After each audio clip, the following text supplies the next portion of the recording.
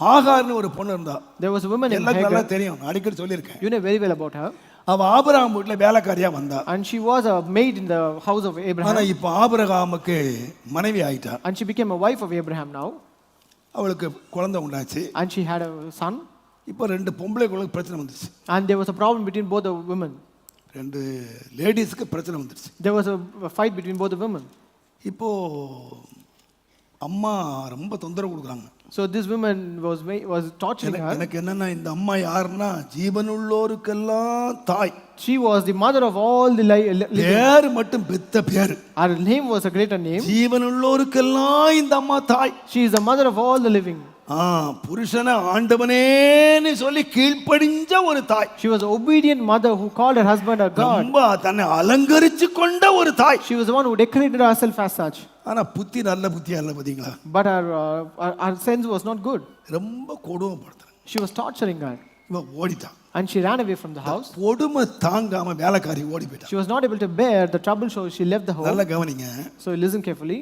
இப்போ அந்த ஓடி போறவள ஆண்டவர் சந்திச்சார். So God met the one who ran away. எனக்கு ரொம்ப ஆச்சரியமா இருக்கு. It was very amazing. 16ஆம் அதிகாரத்துல Chapter 16 11ஆம் வசனம் சொல்லி இருக்கு. verse 11. பின்னும் கர்த்தருடைய தூதனானவர் அவளை நோக்கி, நீ கர்ப்பவதியாய் இருக்கிறாய், ஒரு குமாரனை பெறுவார். கர்த்தர் உன் அங்கலாய்ப்பை கேட்டபடியினால் அவனுக்கு இஸ்மவேல் என்று பெயரிடுவாயாக. And the angel of the Lord said unto her, behold, thou art with child and shall bear a son, and shall call him name Ishmael, because the Lord hath heard thy affliction. அங்கலாய்ப்பை கேட்பாரா கேட்டாரா? Did God hear or heard? சொல்லுங்க. கேட்டாரா? Did God hear the affliction? உங்க ஜெபத்தை கேட்டாரா? Did God hear your prayers? எப்ப சொல்லுவீங்க? So when you will tell this? கர்த்தர் என் ஜெபத்தை கேட்டார் brother. God has heard my prayer. என்ன பண்ணுவீங்க? What will do? இங்க சொல்லிருக்கு said- அங்கலாய்ப்பை. அப்படின்னா என்ன அர்த்தம்? So what does it mean that he heard his affliction? உனக்கு விடுதலை. It means that you were delivered. அங்கலாய்ப்பை நான் கேட்டுட்டேன். I have heard your affliction. நீ எங்க போ? So where you are supposed to go? திரும்ப எங்க போ? Where you are supposed to go? சாராள்கிட்ட போ. You go back to Sarah. சரி, அங்கலாய்ப்பை கேட்டு ஆண்டவர் அனுப்புனார்னா அங்க எப்படி இருந்திருக்கணும்? So when God has heard the affliction and sent her back, how should the situation be there? அங்க எப்படிங்க இருந்திருக்கணும்? How the situation should have been there? எல்லாம் பீஸ்ஃபுல்லா It இருந்திருக்கணும். should be very peaceful there. இப்ப நீங்க பண்ணீங்களா அன்னைக்கு சமாதானத்தின் தேவன்? You have seen the God of peace. ஆண்டவர் அங்க சாராள்கிட்ட போனா, When she went to Sarah, நான் அங்கலாய்ப்பை கேட்டேன் நீ போம்மா அப்படின்னா என்னங்க நடந்திருக்கணும்? what should have happened when God has heard the சாராள் affliction? வீட்ல சமாதானமா There இருந்திருக்கணும். should have been peace at the house of Sarah. ஆனா சமாதானமா இருந்துச்சு? Was it peaceful? இல்ல இல்ல. No, not at all. சாராள் இன்னும் பிடிச்சு அழுத்துனா. Sarah was much more pestering her. எத்தனை வருஷம்? Until when? 13 வருஷம். It was 13 years. 86 வயதுல இஸ்மவேல் பிறந்தான். At the age of 86, Ishmael was born. 99 வயதுல ஈசாக்கு வந்தான். At the age of 19, Isaac was அவ born. 13 வருஷம் அங்கலாய்ப்பை கேட்ட தேவன் என் சந்ததியை பெருக பண்ணுவார், என் சந்ததியை பெருக பண்ணுவார், சந்ததியை பெருக பண்ணுவார்னு காத்திருந்தா. And she was waiting for God who heard her affliction that for 13 years that he will make his generation to multiply. ஆனா சந்ததி பெருகல்ல. But her generation was not multiplied. இப்ப நடந்தது என்ன தெரியுமா? You know what happened? Abraham வந்தாரு. Abraham came. ஆகார், Hagar. நேற்றைக்கு ராத்திரி கடவுள் என்ன கூப்பிட்டாரு. Yesterday God called me. உன்னை வீட்டை விட்டு துரத்த சொன்னார். And he asked me to chase you from the home. யார் சொன்னதா? Who told this? கடவுளே சொன்னாரா? It is God has said இந்த this. கடவுள் தான் சொன்னார் அங்க போய் அடங்கி இருந்தேன். This God said you go and subdue them. இதே கடவுள் சொல்லிட்டாரா? But the same God said. என்னவா? What is that? வீட்டை விட்டு துரத்துன்னு. You go away from the home. இப்போ Now தனிமையாக she is very alone. தான் பிள்ளையை எடுத்துட்டு She took her son தண்ணி எடுத்துட்டு போறா. and shook the water and went. இப்ப எல்லாரும் கைவிடப்பட்டு தனிமை. It is a condition where everyone was யாரு? forsaken her. Who is that? அங்கலாய்ப்பை கேட்டார். He heard her affliction. நான் அவசரப்பட்டு இந்த ஆளுக்கு ஒரு பேரையும் வச்சிட்டேன். And even named out of the haste. நீர் என்னை காண்கிற தேவன். The God who has seen me. பேரை வச்சிட்டேன். I have named him. இவர் என்னத்தை பார்த்தாரு? But what did he see? அங்கலாய்ப்பை கேட்டாரா? Did he hear my affliction? 13 வருஷம் brother. It is just 13 years. என் பிள்ளை பெரியவன் ஆகிற வரைக்கும் நான் காத்திருந்தேன். I waited for my son to grow up. எனக்கு நன்மை வரும்னு. I will receive the good. வரல. But there was no good. ஆனா இப்ப என்ன பண்ணா தெரியுமா? But what happened now? முதலாவது உபத்திரம் வந்தபோது First time when she was afflicted, அவள் எகிப்துக்கு ஓடி போனா, ஏன்னா அங்கிருந்து வந்தவா. she went to Egypt because she was from Egypt. தன்னுடைய சொந்தங்கள் பந்தங்களை தேடி போனா. She went in search of her relatives. ஆனா இப்போ But now சொந்தங்களை தேடி போகல. she did not seek after her relatives. அங்கலாய்ப்பு ஒருத்தர் கேட்டார் இந்த வனாந்தரத்துல. There was a God who heard my affliction in this wilderness. அவர் இங்கதான் இருக்காரு. So he is here. அவரை தேடி இந்த வனாந்தரம் முழுவதும் அலைந்து திரிந்தாள். She wandered all around the wilderness seeking for that God. அந்த தேவனை தேடி அலைந்து திரிந்தாள். She wandered all around seeking the God. ஆண்டவரே, Lord, என் புருஷன் என்ன கைவிட்டான். my husband has forsaken me. என்னுடைய ஒரு ஆஸ்தியில ஒரு 10 பைசா கொடுக்கல. He never gave even a single penny for நான் my asset. வெறுமையாய் தனிமையா நிக்கிறேன். I'm very empty and alone. என்கிட்ட தண்ணி கூட இல்ல. I don't have even water. ஆண்டவர் கேட்கவே இல்லங்க. God never heard him. எதுவரை கேட்கலங்க? Until when? நாவு வறண்டு, until the tongue is fallen. இப்ப சொல்றா, Now she says, நான் சாக போறேன். I'm going to die. என் பிள்ளை சாக போகுது. My son is going to die. என் பிள்ளை தண்ணிக்கு கத்துது. My child is crying for the water. அப்ப வந்து சத்தம். Only then she heard the voice.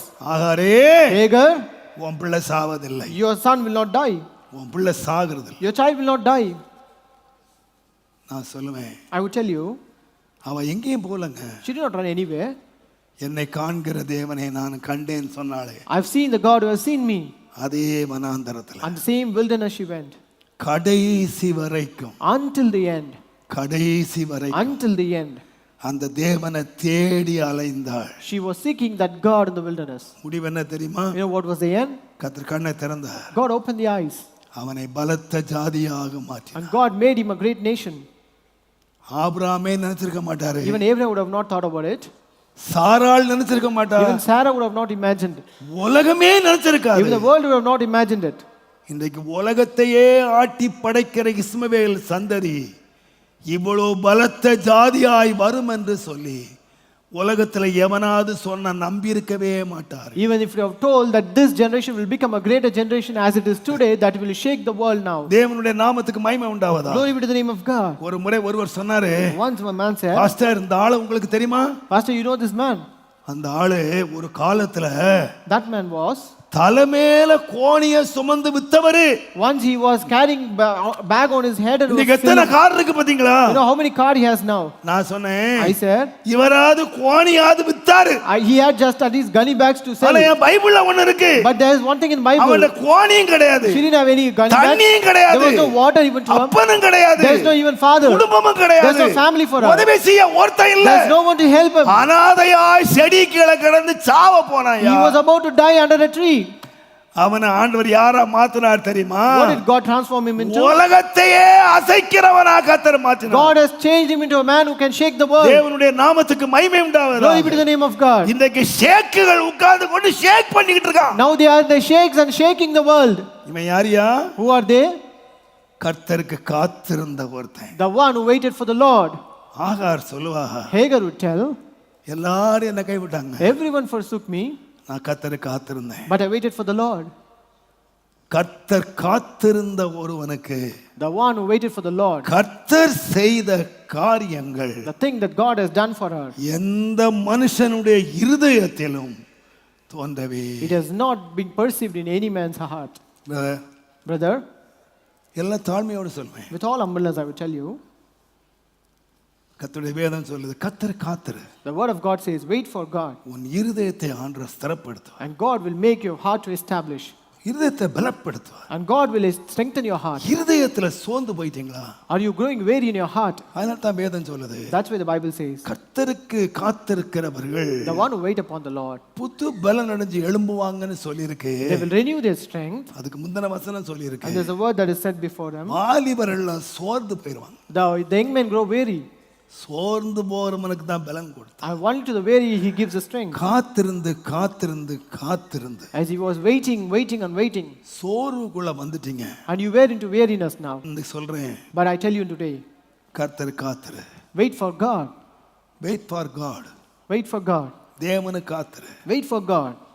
இருதயத்தை ஸ்திரப்படுத்துகிறவர் மாத்திரமல்ல, He only not only establishes your heart, தேவன் உன்னை உயர எழும்ப பண்ணுவார். and God will make you to soar up. எழும்ப பண்ணுவார். He'll make you to soar.